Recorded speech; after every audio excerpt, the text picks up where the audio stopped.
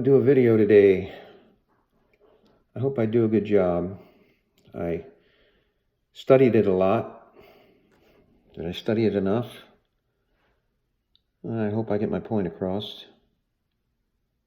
My notes. I hope I took good notes and I'm able to present it. Wow, look at the weather outside. Maybe I should be doing it outside. Although it's windy. It would probably blow all my notes and stuff all over the yard. I don't know. And this shirt. I like the Syracuse shirt, but it makes me look fat. Maybe I should put on an extra large or something. Hey! Hi, guys. How are we doing out there? Thanks for listening in to another Devotional on Hump Day. Today, we're going to talk about worry. Let me ask you a question right out of the chute. How many of you guys out there don't worry? Raise your hand. Nobody? Well, it kind of makes sense that there's nobody out there that worries. I think we all worry about something in the family, right? Let's start on 1 Peter 5, chapter 6. It says, "Humble yourselves, therefore, under God's mighty hand, that he may lift you up in due time. Cast all your anxiety or worry on him, because he cares for you." What a great verse. Give your problems and worries to God because he cares for us, or he loves us. What a great verse. Well, there's a couple of types of worry. There are big worries, and then there's the smaller worries. The bigger worries are like health, relationship, finances, our children, our job, things like that. The little things are like the weather, how we're going to play golf that day, what we're going to do that day, where we're going to go.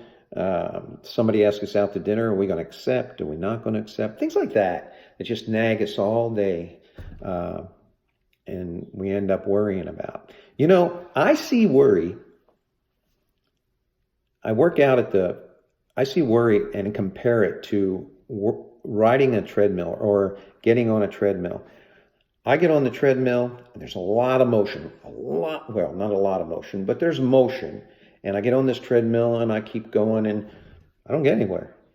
Or I jump on the stationary bike, same thing, a lot of motion. Or I sit at home in a rocking chair and a lot of motion, but don't get anywhere. Isn't worry like that? Don't we sit and we just start to worry and we get in this spinning void of worry and we don't accomplish anything? The only thing we might accomplish is that we worry more and get deeper and deeper into our worry. That to me is what worry is about. There's a couple types of worry. There's decision worry. We all are faced with decisions every day. We're faced with decisions. And these decisions have a multitude of paths that we can take. All these paths out there. So which one do we take? And the problem with us is we can't see the end of that path. We can't see what's down that path. And so it makes our decisions a lot harder to make. But God can. In Proverbs chapter 5, verse 3 says, "Trust in the Lord with all your heart. Lean not on your own understanding, and he will make your path straight." What a great verse that is, that we need to put our trust in him, and he will make our path straight. He will take us down the path, and why? Because he cares for us. If you go back to First Peter that I just read, he cares for us, or he loves us, and he will make our path straight. You know, in decision worry, I think what we have to do is we have to, it's hard. It's hard to just trust God and what he will do for us. We want to be in the driver's seat. We want to be in the control. We know what we need to do. We want to quench our worry ourselves. But if we want to defeat worry, we need to replace the need for understanding with the trust in God. We need to trust God and not lean on our own understanding. We have to let God in the driver's seat. Simple as that. There's a second kind of worry, and it's provision worry. What to eat, where we're going to go eat, what to wear, what we're going to wear. Provision worry.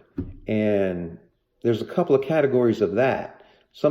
I think in provision worry, we don't go to God sometimes because we doubt how powerful he is. If we want to know how powerful he is, there's a verse in Jeremiah that says, Jeremiah 10:12, it says, "But God made the earth by his power. He founded the world by his wisdom, and he stretched out the heavens by his understanding." What a great and powerful God he is, right? But that leads us to the second point. He's so great and so powerful that we think, why would he worry about us? Why would he even think about worrying about us? Our problems are so insignificant and so small and so little. So we sometimes, doubt that he would care about us. But if we go to Matthew, in the book of Matthew, in Matthew 6:25, it says, "Therefore I tell you, do not worry about your life, what you will eat, what you will drink, or about your body, what you will wear. Is not life more important than food, and the body more important than clothes? Look at the birds of the air. They do not sow or reap or store away in barns, and yet your heavenly Father feeds them. Are you not much more valuable than they?" I love that. "Who of you, by worrying, can add a single hour to your life?" So he cares about even the birds in the sky. So why wouldn't he care about us?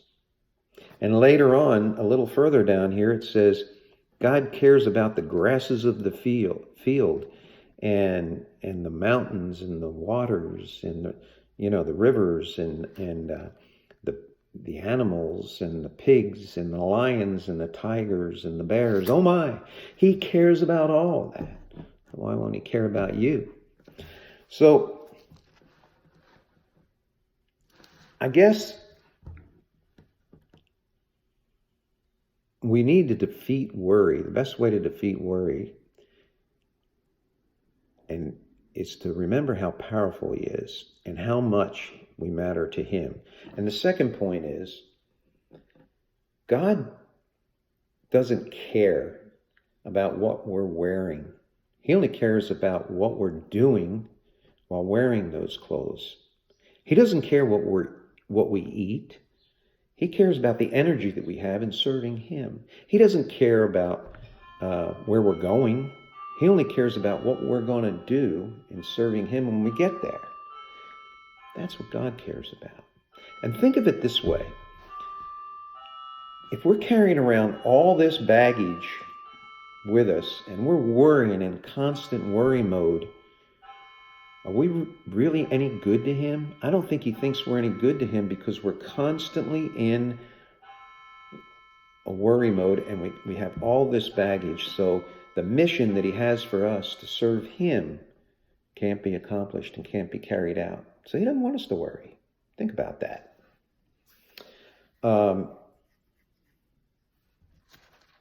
If you read later on down in this verse, it says, in this chapter, "Therefore, do not worry about tomorrow, for tomorrow will worry about itself. Each day has enough trouble of its own." I happen to know that this is one of Ashley's favorite verses, and it's a great verse. Don't worry about tomorrow. Let tomorrow worry about itself. It's a great verse to end the devotional on. So all of you out there in the family, stop worrying. Stop seeking your own solutions and start seeking God. And your worries will melt away. You'll be better off for it. That's all I have. Thank you for listening. Keep on being awesome. See you next time.